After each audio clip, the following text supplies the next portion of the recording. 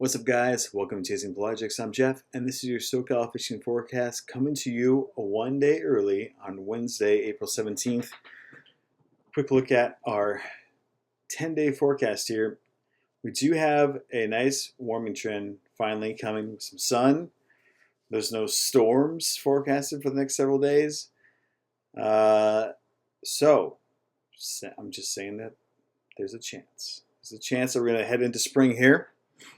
And the thing I wanted to point out was here, you see this cloud cover that we have coming in over the next couple days.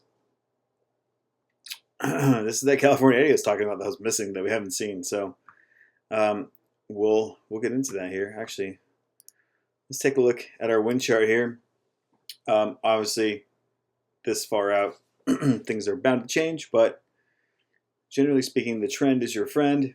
And over the next several days, we have light wind conditions from the northwest, light eddy conditions, which is going to bring that morning cloud cover in, and is also helpful to the water temps. So we'll get into the water temps next as well. But as the bite's kind of gone quiet the last few days, I point out one of the things that was missing from this time period so far of the season was the California Eddy. And if you've done a lot of offshore fishing in other places, you'll know that the seasonal wind is usually the change in the season of fish as well. So,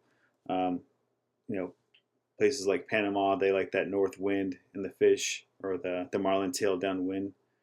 The fish pay attention to the wind, believe it or not. And when it's missing, I think it confuses them. That's just my own hypothesis here. But we've been missing this eddy condition springtime so far, and we saw a little sign of fish pop up a couple weeks ago, and then lo and behold, they're nowhere to be found. So here we are, 3 storms later since then, which is kind of like winter coming back into pattern. I think that those 3 storms in a row confused them. And then now that we're past that, we're into this spring eddy condition, which helps drive that California current. And I think that's going to bring them back into the bite, or in a more closer location than what we've been seeing them so far. So that's my hypothesis. We'll see how it plays out here over the next week or so. But looking at our marine conditions, there's nothing alarming on here at the moment. We do have a little bit. We have a little combo swell going on, a little bit from the west, and wind swell generally down. Everything's below 15 knots, so nothing too alarming at this point. Might be worth a poke around. We'll talk about it. So we'll start looking here at this is the 8-day temperature chart, and it looks a little blotchy. And honestly, I'm not a huge fan of this chart. I like the newer, fuller charts are generally better. This is the 1 day. And this one, although it's not very blotchy, this area looks a little too hot. A little too hot for the chart, as I like to say. It just doesn't make sense. Looking out at the 3-day, similar, but you see these more realistic blotches in here that kind of match the surrounding water temp. There's no reason why we'd have just a boiling water in the middle of chilly water. It just doesn't make sense. So I like to back it up with real data off the water as well. So if we really want to dive into it, we can start looking at buoy temps and things like that. But as of right now, I don't believe that this is anywhere near 66 or even 65. Just doesn't pan out. What we do have here is a plethora of green water. And usually green water under the sun tends to heat up a little bit faster. And we are currently looking at the 1-day chlorophyll chart. And it's not too blotchy, like way offshore. It's a little blotchy, but this looks like a pretty accurate chart, as I can see right now. The orange on the coast is concerning for red tide, but I don't think it was on the 3-day chart. It's still on the 3-day chart. I'm not seeing it yet. It's beautiful out today. I didn't see any signs of streaky red tide yet, so I'm not too concerned about this, but we'll see how this plays out over the next several days with light wind conditions and some warmer temperatures. But yeah, we'll see how that goes. Back to the one-day clover chart. So we'll start off up here at the Channel Islands. There has been some sea bass found, a couple caught, not wide open whatsoever. You did see the shot from the gray light today on Instagram. It was like perfect meter capture if you ever did see one. Yeah, the perfect layer of sea bass cruising along the bottom, squid on the top, and that green fuzz, and then nobody biting. So to me, I read that as they're there at the wrong time of day. They're in the right spot. Fish weren't far from the lunchroom. All the things were there, but sea bass were being sea bass, and they just didn't catch them on the right tide or too bright outside. Maybe they want to bite in the dark. The Coral Sea got a couple today up that way, so they are around. I give that another week or so before it starts kicking off, but it seemed like decent size, so we'll see how that plays out. Like I said, I think this week is really when you see the tide turn on the fishing. I know it's been relatively quiet. It's definitely sea bass time. I don't think they're late or anything. I still think it's early for bluefin, although most people want to argue the last couple of days or last couple of years. We've seen them, February, March, April, all very, very early. And as a reminder, your typical bluefin season doesn't usually start till Memorial Day, as to being a consistent localization of schools that are reachable and you can stay on top of and actually fish for, comfortably without just playing whack-a-mole every other day, traveling 50 miles one way. So if you had bluefin hopes of April and March being whack-em and wide open, I hope you've been humbled. So getting back to the regular fishing, Nick, nothing but rockfish, no signs of game fish. There's been rumors of sea bass at Santa Barbara Island, but I have yet to confirm that. And being that sea bass fishermen are pretty close-lipped, there's a chance that they're there. If they're at the Channel Islands, there's probably a little chance here too. You're going to need that squid though, whether it be live or dead. Gotta have it. It just seems like it's not the right time of that spawn where you're going to be casting spawning schools on the surface like you would at Channel Islands. It's not till June or July. So this is definitely a squid game time for sea bass if that's what you want to chase. I have not heard any relevant information at Catalina as of late for yellows or sea bass. Again, it's about the right time. You might find some. If it's a time to go looking, it'd probably be about now. So you have, I think we're just past the half moon in the phase, so another week, and I think we'll start seeing a little bit better numbers here at Catalina as well as we get closer to the full moon.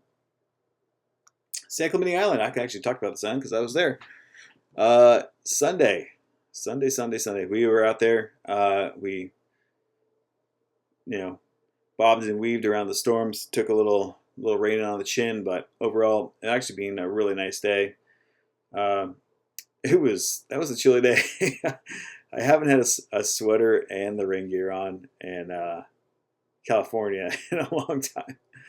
But yeah, it was definitely a chilly day, even in the bunk room. It was a little chilly at night. But yeah, we gave the island a good look. Front side definitely was worth looking at. The best action that we saw actually was right around Gold Bluff, and good signs of birds, good signs of bait. There's some giant mackerel there, which I think will eventually become tuna candy. Almost the 1 pound size, and if I told you that a mackerel would eat a Salis 6X Junior, it was like every cast if you wanted it. So there's definitely some predators below them, pushing them around. It was hard to get your jig past the mackerel, I ain't gonna lie. But I got down there a couple times for no luck. But there's definitely some game fish in the area, just not in the high numbers. I'm sure the water temps had a lot to do with it as well, being active. We didn't get there till about noonish time, really, when we saw some of the action. So if you want to poke around Clementi, take a look at some early season yellowtail, I think I would be starting off at Gold Bluff and skipping the Pyramid Cove area. I didn't really see anything that was enticing going on in that area.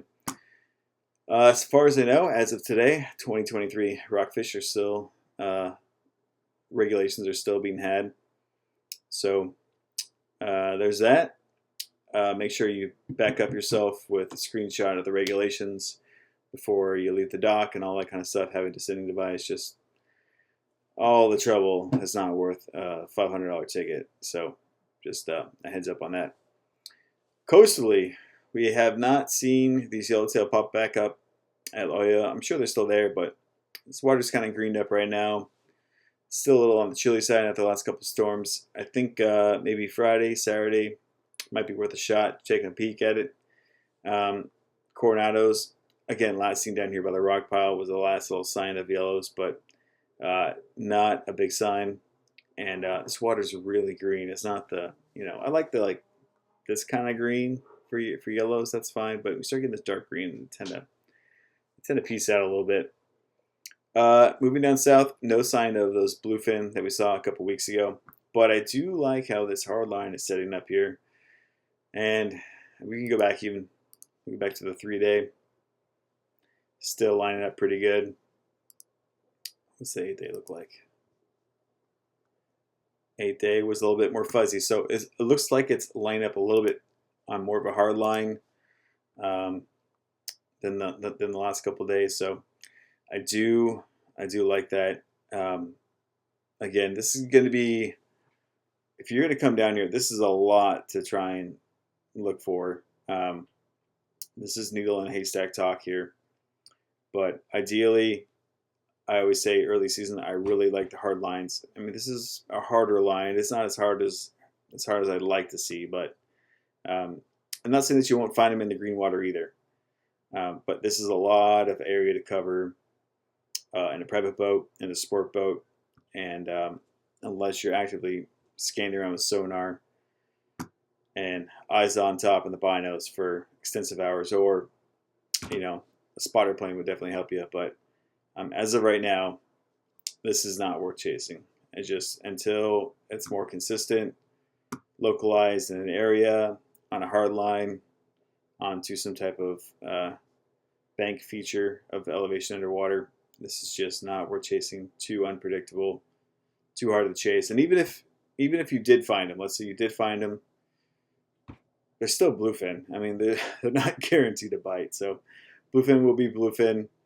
If you want to chase that, I'd give it a few more weeks, to be honest, and let someone else burn the gas and find it for now. But in the meantime, if you got to scratch that itch, again, peek around La Jolla if this water maybe cleans up a little bit. San Clemente is worth a shot if you're bored, or chase some sea bass at Catalina and Santa Barbara Island. But again, I would not give a credible score of more than 1 out of 10. 10 being the strongest, 0 being the weakest. I would not give a credible score of more than 1 to any of these at the moment.